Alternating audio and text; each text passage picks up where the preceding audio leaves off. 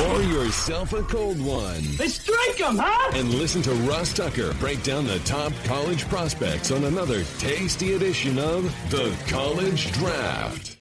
Yeah, it's Daddy Soda time here on the College Draft Podcast, presented, as always, by DraftKings. I'm Ross Tucker, former NFL offensive lineman, 5 teams over the course of 7 years.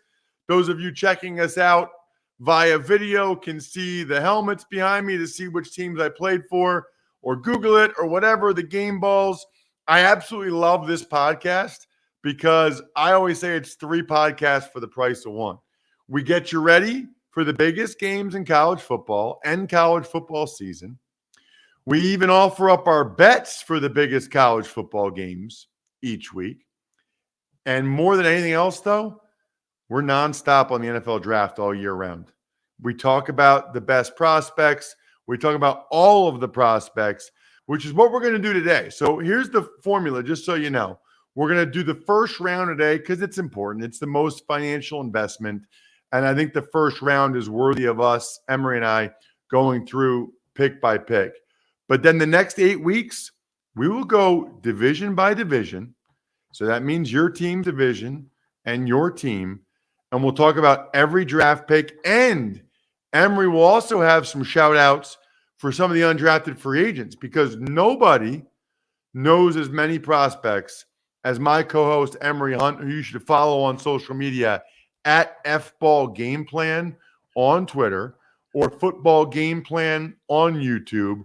Saw so many members of the media posting the scouting reports from Emory's critically acclaimed draft guide, which you can still get, by the way, footballgameplan.com/2023 draft guide to learn more about these undrafted free agents and others that get signed.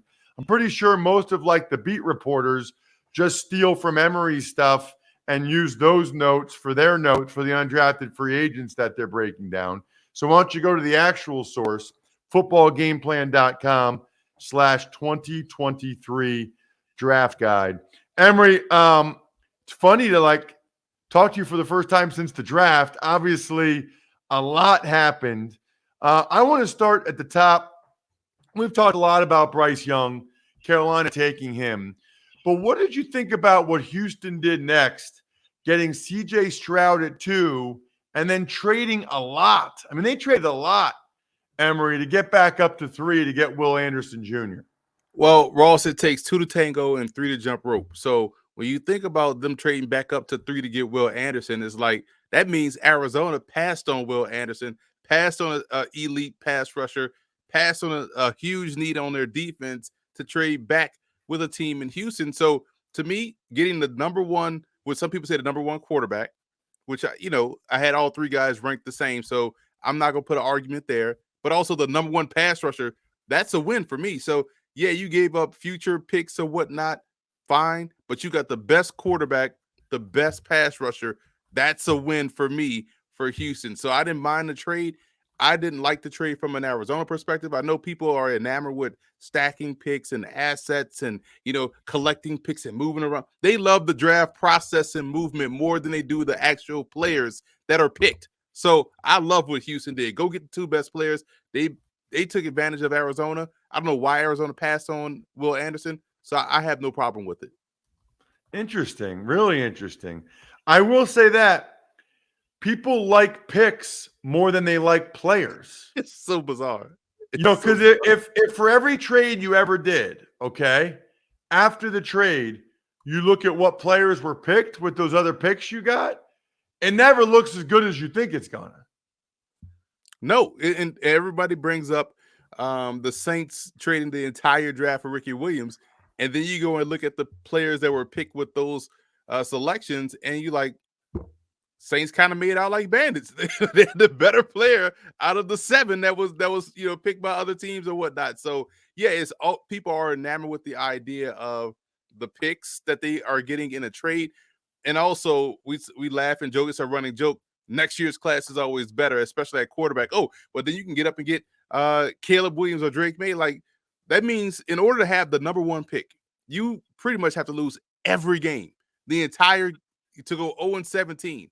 Because if you win one game, We've seen that play out for Houston, which is why they lost out to Chicago for the number 1 pick. So stop banking on, oh yeah, they could just and also they could just easily move up. They got ammo now to move up and go get who wants to. If you're in the top and need a quarterback, I don't care if you got 2 first-round picks in round 1. I'm not moving up that spot, but take the guy I want. So yeah, you may have ammo to move up, but it takes 2 to tango and 3 to jump rope.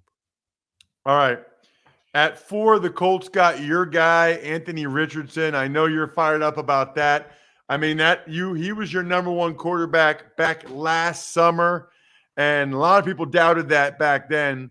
Ends up going to the Colts at 4. I'm pretty confident the Colts were thrilled that to get him. Love that fit with Shane Steichen's offense. The next couple are interesting to me, Emory. Next few, I'd say. Seahawks at 5 took Devon Witherspoon. Cardinals at 6 traded back up, which I thought was really interesting. They traded back up from 12 with Houston to get Paris Johnson Jr.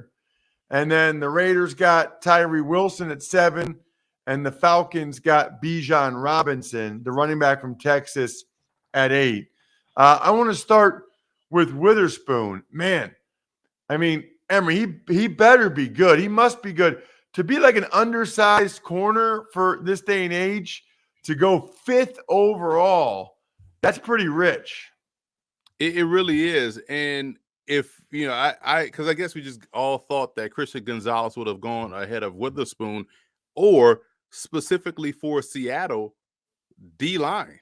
Carter's right there. You can get Miles Murphy. You can get a Nolan Smith. You can get a pass rusher. You can get Tyree Wilson if you wanted to. There, I felt like they probably should have gone D-line, but they went secondary, which was another, area that they wanted to improve because, again, their secondary was solid last year. Woolen, Kobe Bryant played well as a rookie also. So for me, it's just about, okay, he doesn't fit the mold of what Pete Carroll likes at the position. He likes length, tall, long, and Witherspoon is not the most, he's not the tallest, he's not the lengthiest. He's a good player, but I thought the D-line would have been great. Again, Witherspoon is I like the player. It's just, I just wonder what went into the process of them passing on D-line help in order to go on the back end. And then Paris Johnson's a good player. I just think it's interesting. You know what I also reject, Emory? I reject we got all these picks from Houston, so there's no we can easily just trade up back to 6 to get Paris Johnson. If you love the player, that's fine, but I don't agree with that. Well, now that we have no, you still look at it like you take every transaction in of itself.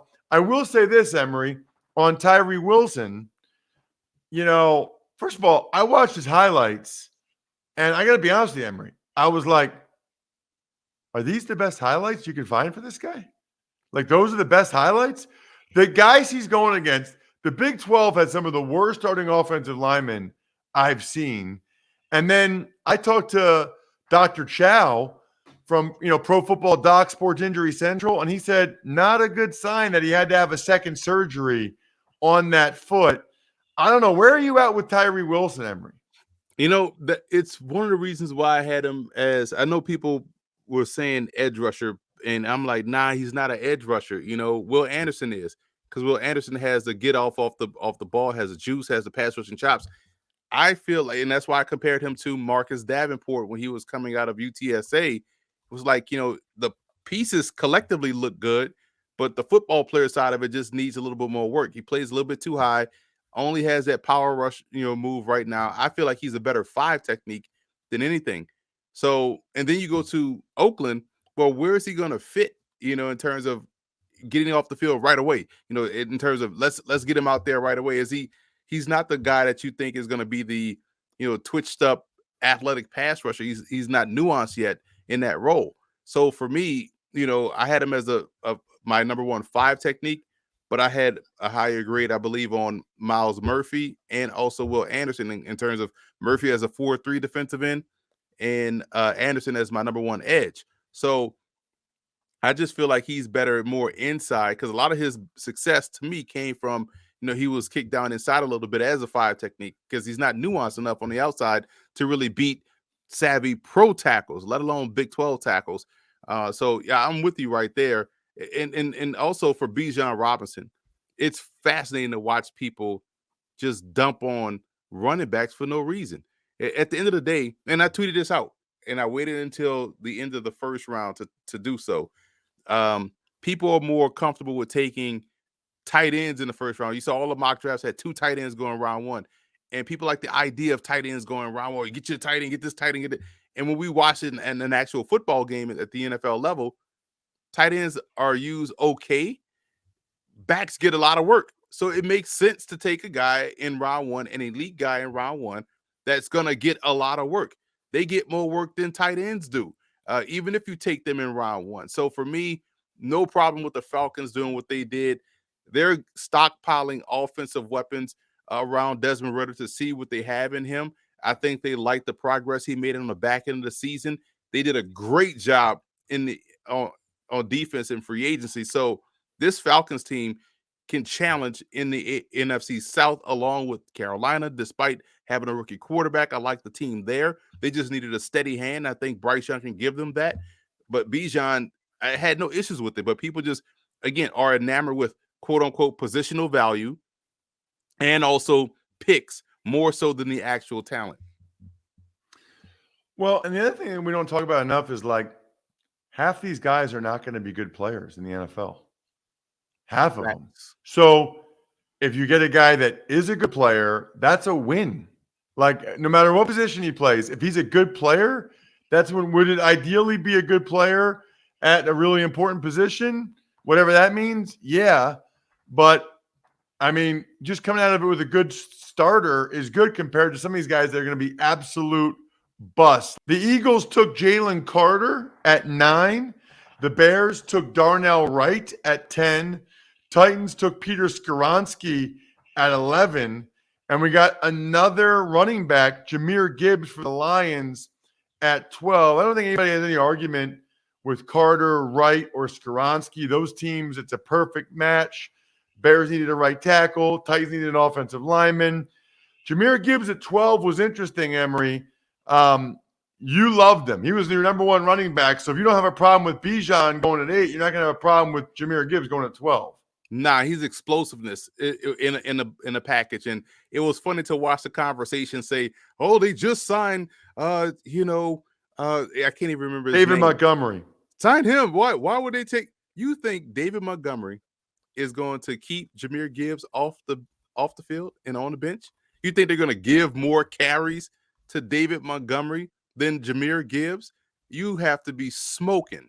And when you look at Jahmyr Gibbs' explosiveness in that dome on that turf, it's going to be basketball on grass with these guys, especially when they get Jameson Williams back. So yeah, it makes sense. And now we understand why they had to do that at 12, because you hear the talk coming out that the Jets were thinking about taking him at 15, which would have been, mind-blowing when you think of the combination of Breece Hall and Jahmyr Gibbs. So again, you think about the talent, forget about the positional value and where they picked him. Wouldn't it make sense? Again, I keep going back to this, Ross. The backs touch the ball a lot. They play a lot. They get on the field early. To me, that's value. So why not have the best player in that value spot? I feel like people have just become so enamored with spreadsheets and the draft board points and where you should take guys. Week 6, we were watching Lions play. Jahmyr Gibbs has a 78-yard touchdown run on a sprint draw.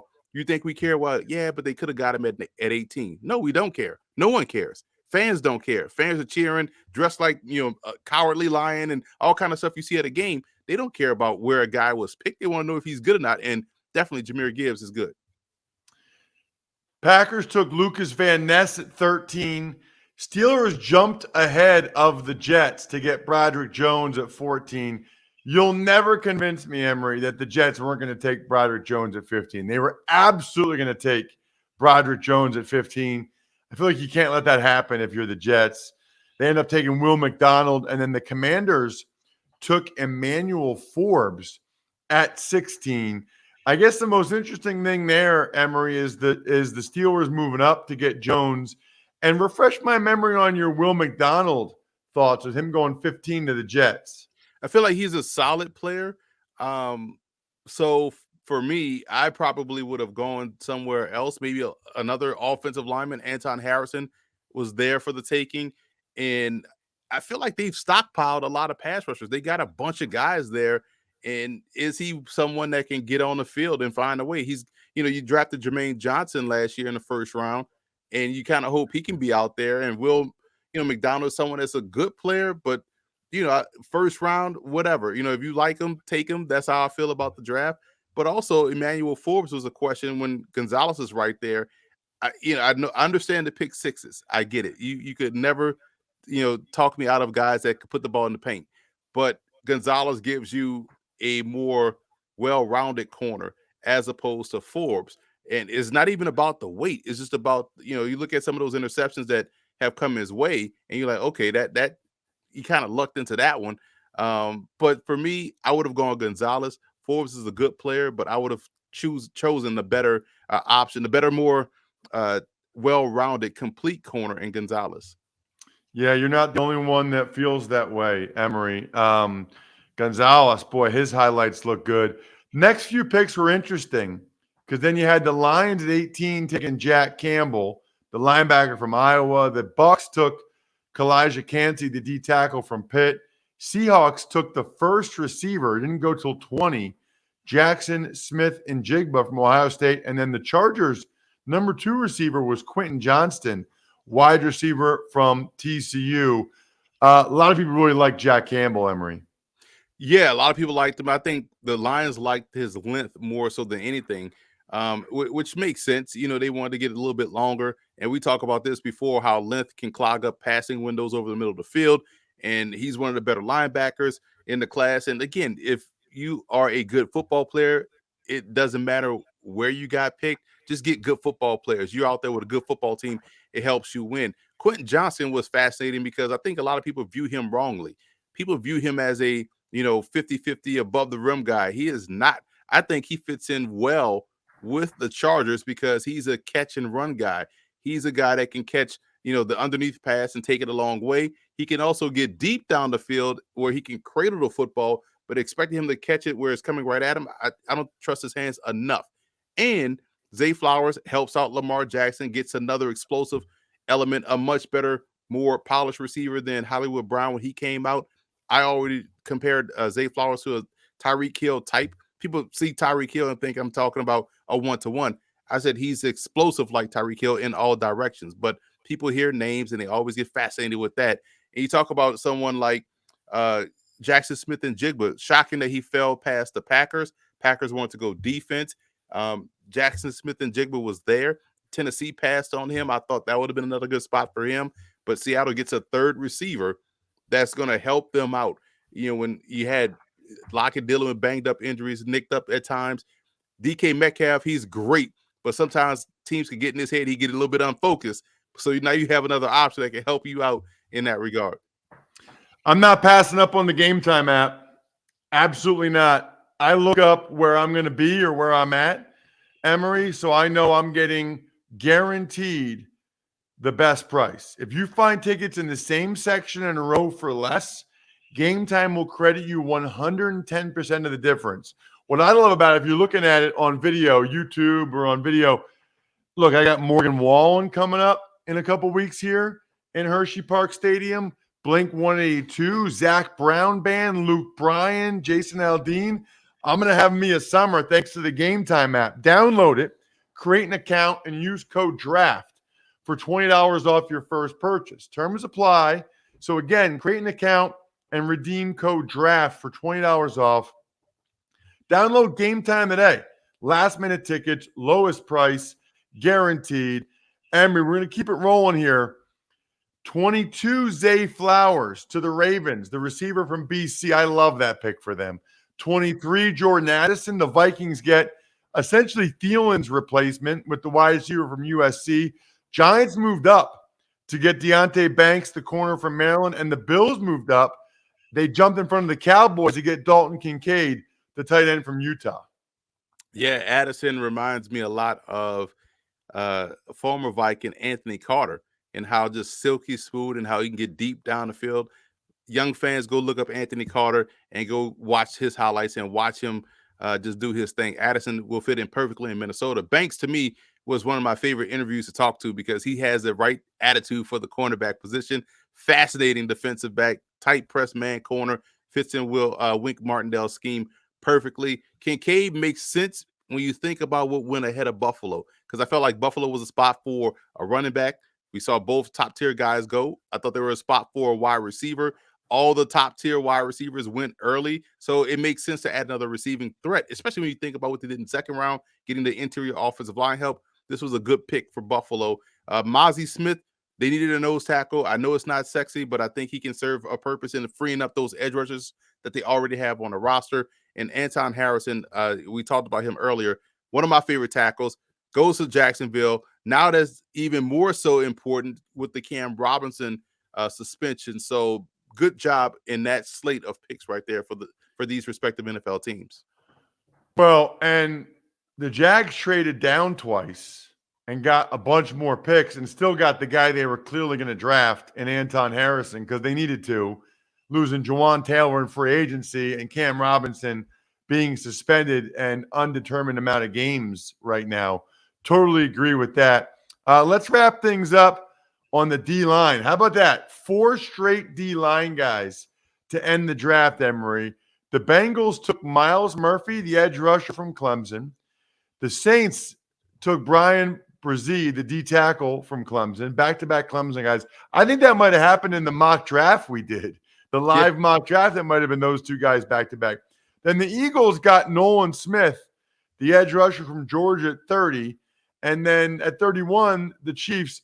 I think the Chiefs wanted to trade out, man, but they couldn't do that to the fans that have been there for 5 hours in Kansas City. Like, oh, no, we got to take somebody. So they took Felix, I don't even know how to say his last name, the edge rusher from K-State, Emory. Yeah, Felix Nduke Uzama, he was my 38th edge rusher. So I wasn't as high on him as most.